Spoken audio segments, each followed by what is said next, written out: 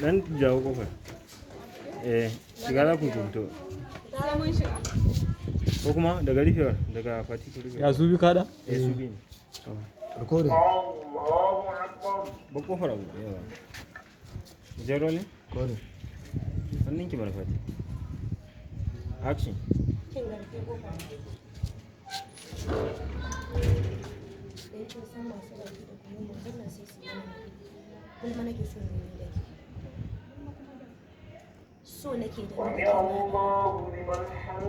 so nake da ni da ke mu haɗa ƙarfi da ƙarfi a gidan nan gurin wannan magajiya saboda gaskiya na gaji da mulkin mallaka saboda gaskiya na gaji da mulkin mallaka da take mana a gidan nan kina kallon wannan dirkekiyar matan irin rashin mutuncin da take takawa bayan mu ne tsofaffin bayan mu ne tsofaffin hannu a gidan nan sannan kuma ga wa'annan ya bayan mu ne tsofaffin karuwa a gidan nan a'a karuwai kuma ne hannu dai Wanda zai tsigo. Action. bayan mu ne tsofaffin hannu a gidan nan sannan ta zo ta ɗibo wa'annan 'ya'yan 'yan bana bakwai so nake da ni da ke ma da ƙarfi da ƙarfe mu ture gwamnatin ta muka bata ai ni da ba na san za a yi amma fa da sharaɗi kin san wannan ƙaruwar mata mutunci ne da ita fa fari Kin san wannan gato ne? kin san wannan ƙatuwar mata ba fa mutunci ne da ita fa fari ki gaba ta bata ba ƙwaya ni abin da nake so da ke idan muka fara abin kar mu tsaya kar sai mun zo mun fara abu daga baya ki ce mun kin gaji ka ba dan Allah me kuma jiya ta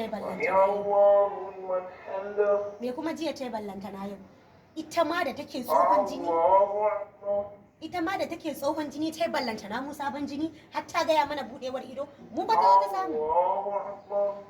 ta samu a cikin gidan nan dan haka babu wani kisisi na da za ta gwada mana ba wani kisisi na da za ta gwada mana ke dai kawai ina so ki bani haɗin kai mu haɗa ƙarfi da ƙarfe mu ture ta saboda mu ne cikakkun 'yan gida kuma mu ya kamata a ce mun jagoranci gidan nan babu wannan zancen kawai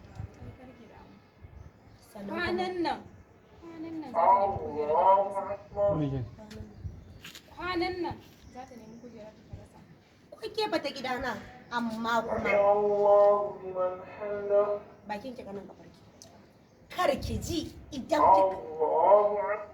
idan kika sake kika bari wani ya ji to je da yake da kin fasa mana asiri a cikin gidan nan ba zai yi ba ke ma abin da kika sani ta ya za a yi wani ya ji Sake. sa dai ba a yi mana laba ba kin san akwai masu laɓalaɓi kin ga fara budewa ki shiga su